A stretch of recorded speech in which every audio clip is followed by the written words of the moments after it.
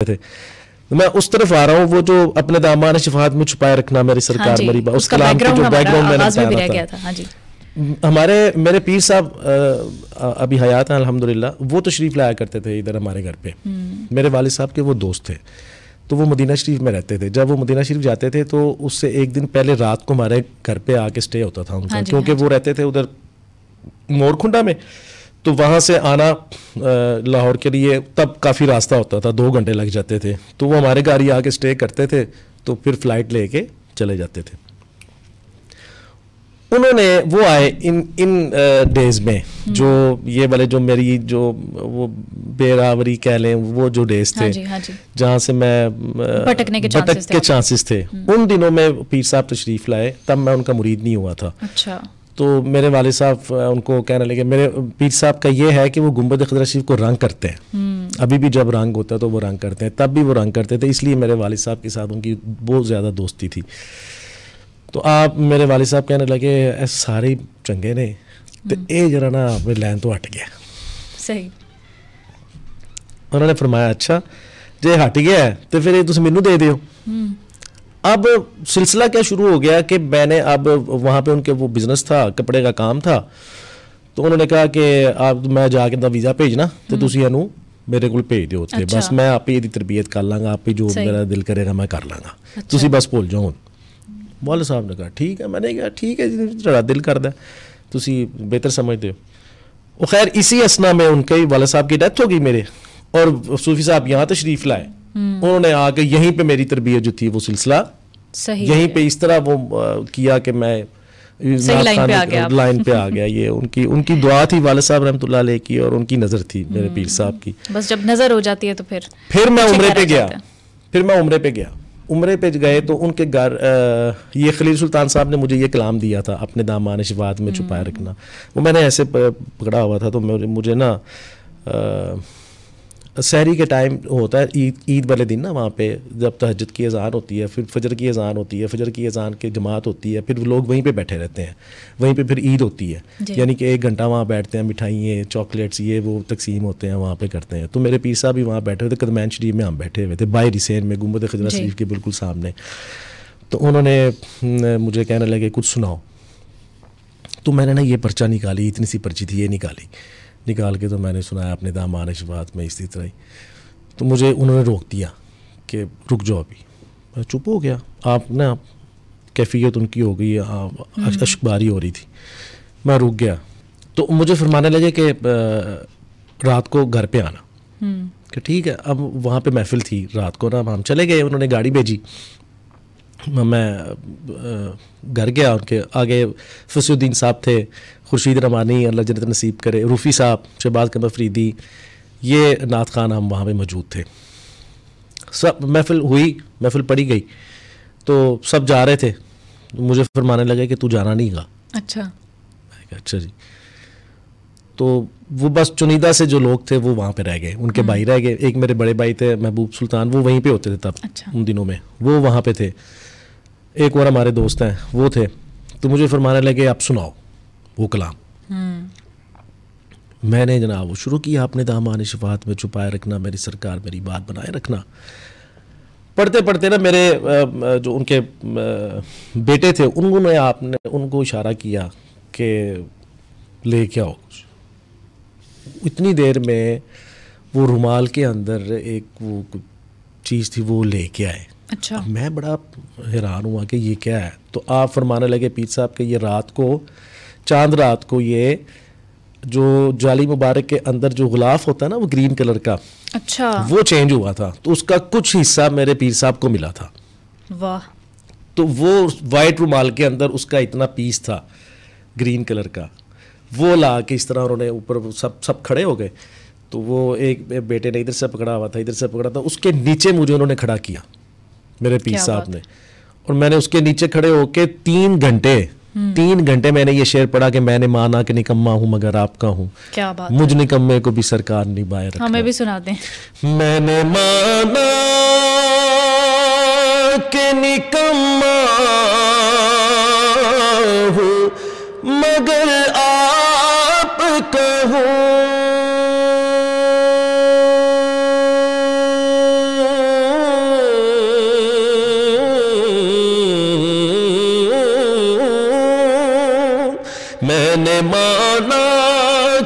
निकम्मा हूँ मगर आप कहूँ, मुझ निकम्मे को भी सरकार निभाए रखना, मेरे सरकार मेरी बात बनाए रखना।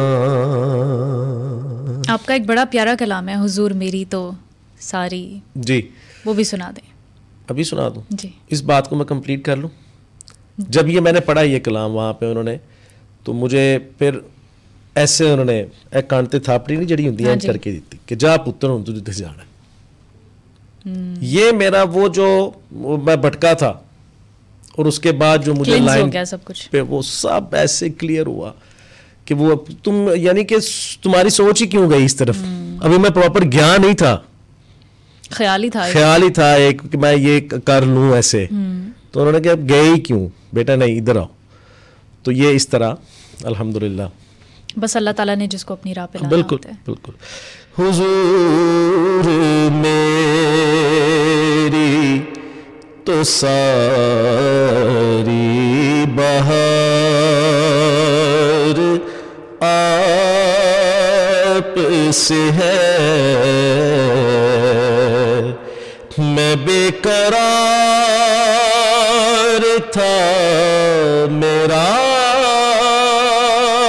करार आप से है, हुजूर मेरी तो सारी बहार आप से है,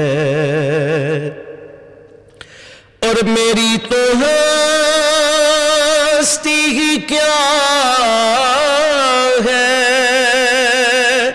मेरे गरीब नवाज,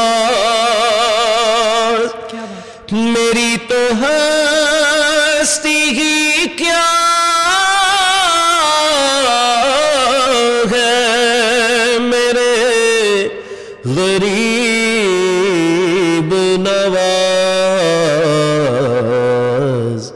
जो मिल रहा है मुझे सारा प्यार आप से है, हुजूर मेरी तो सारी बहार आप से है। क्या बात है, सुभान अल्लाह। हाफिज़ साहब, आखिर मैं आपसे जानना चाहूँगी कि रसूल मकबूल सल्लल्लाहु अलैहि वसल्लम की जो नात है, उनका जिक्र है, ये तो है ही, इसको हम पेशा तो नहीं कह सकते, तो आपका कारोबारी ज़िंदगी या और कोई पेशा इसके अलावा? हाँ, मैंने कारोबार करने की कोशिश की थी, 2 दफ़ा की थी और दोनों दफ़ा मैं कामयाब नहीं हो सका। अच्छा। उसकी वजह ये थी कि एक तो मैं टाइम नहीं दे पाता, और अगर मैं किसी के, वो मेरे एक दोस्त थे तो मैंने उनके स्पुर्द किया था, काफ़ी इन्वेस्टमेंट भी मैंने की, और लेकिन उसको वो नहीं चला सके और मेरा काफ़ी ज़्यादा उसमें नुकसान हुआ। तो ये सबसे बड़ी बात यह है कि हम लोग रात को अगर जाते हैं, हम सुबह आते हैं, कभी हमारा जाने का टाइम तो होता है लेकिन आने का टाइम कोई नहीं होता। तो हम यानी कभी कभार तो ऐसे होता है कि एक जगह से हमने दूसरी जगह जाना होता है, लेकिन क्योंकि मैं लाहौर में रहता हूँ और लाहौर में रहने की वजह से हम लोग सेंटर में पाए जाते हैं जी। तो इस वजह से मैं कहीं भी जाऊं, मेरी सबसे ज़्यादा कोशिश ये होती है कि मैं वापस घर पे आ जाऊं, चाहे अगले दिन मेरा वहीं पे साथ ही प्रोग्राम क्यों ना हो। सही। लेकिन मैं कहता हूं कि मैं अपने घर पे ही आके आराम करूंगा। और मेरा कभी बहुत कम ऐसी जगह हैं जहाँ पे मैं जाके अपने आप को कंफर्टेबल फील करता हूँ और मैं आराम से वहाँ पे रह सकूँ। मैं कभी किसी की तरफ रहता नहीं ज़्यादा, मैं जो कहीं जाऊँगा तो उस इलाके का जो अच्छा होटल होगा वहीं पे मैं स्टे करूँगा। हमेशा महफिल वालों को मैं यही कहता हूँ कि मैंने पढ़ना कितने बजे है, मुझे वो टाइम बताएं, उससे 15 मिनट पहले मैं आपके पास आ जाऊँगा। और नहीं जाके मैंने ये नहीं कहना कि ये खाना लगा दो तो मैंने ये कर दो तो वो कर दो। वो मेरे बहुत करीबी कुछ चंद ऐसे लोग हैं जिनको मैं कह देता हूँ कि ये पकवा लेता हूँ कि ये चीज़ आप बनवा लें। तो इस वजह से फिर हम कामयाब नहीं हो सकते। कई लोग तो ज़ोहराने पे जाते हैं, इशाइया में पढ़ते हैं। हाँ वो भी एक ये अल्लाह ताला ने एक निज़ाम बनाया हुआ ना सबका, तो उन्होंने जाना है, उन्होंने भी तो फिर मामला तो उन्होंने करना ही है ना। मैं अब दिन के प्रोग्राम में मैं नहीं पढ़ता, बहुत कम शाद और नाज़र मैं पढ़ता हूँ। मेरे जो बहुत करीबी लोग होंगे मैं उनका प्रोग्राम पढ़ूंगा। दिन के प्रोग्राम रात को भी पढ़ें, अब दिन को भी पढ़ें, मशीन थोड़ी है, हमने पढ़ना है। अब बंदा अपने आप को मशीन बना ले तो जो आपकी किस्मत में है ना वो आपको मिल ही जाना है, चाहे आप दिन में पढ़ें चाहे आप रात में पढ़ें। जो लिखा हुआ है ना उसको आप ज्यादा कर सकते हैं ना उसको आप कम कर सकते हैं, ना वक्त से पहले कर सकते हैं ना वक्त के बाद। अपने आप को तसल्ली देने के लिए आप हाथ पांव जरूर मार सकते हैं और वो मारने भी चाहिए। हाँ जी, लेकिन वो बचते हैं उतने ही आपके पास जितनी आपको जरूरत है। वो भी जितने लिखे होते हैं उतने ही बचते हैं। वो जो एक्स्ट्रा आते हैं ना वो ऐसे लगते हैं कि इंसान को पता ही नहीं चलता हाँ जी कि ये किधर गए।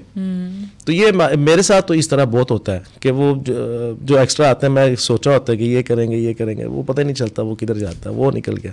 कभी किसी का कोई काम निकल आया, कभी किसी का काम निकल आया। तो अब मेरा है इरादा अब आगे बिजनेस करने का, क्योंकि अब आपकी बेगम को आपका कौन सा कलाम पसंद है, कौन सी नात पसंद है? बेगम कौन सी बेगम को? पहली वाली को, दूसरी वाली को? 2 बेगम है। अच्छा माशाल्लाह, दोनों को बता दें कौन कौन सा पसंद है? कोई भी नहीं। कोई भी नहीं? बेगमों को कहाँ पसंद होता है? तो फिर क्या पसंद है? मैं कभी मैंने पूछा नहीं है कौन सा पसंद है, ना उन्होंने कभी बताया। तो आपका एक कलाम है हश्र में खुद को, आखिर में वो सुना दें। हश्र में खुद को जो देखूंगा बिखर जाऊंगा,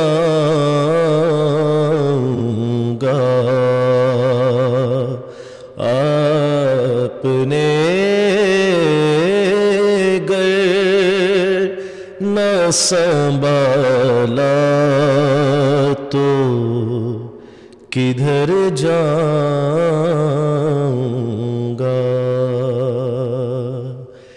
मेरी हर सांस की डोरी दर सैयदा से जुड़ी, मेरी हर सांस की डोरी दर सैयदा से जुड़ी, बेखतर हो के लहद में मैं उतर जाऊंगा।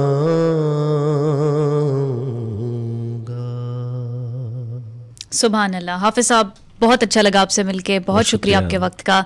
इंशाल्लाह फिर आपसे कभी मुलाकात का मौका मिले तो करेंगे। नाजरीन, ये था आज का सबा पॉडकास्ट। अपनी मेज़बान को दीजिए इजाज़त। अल्लाह हाफिज़।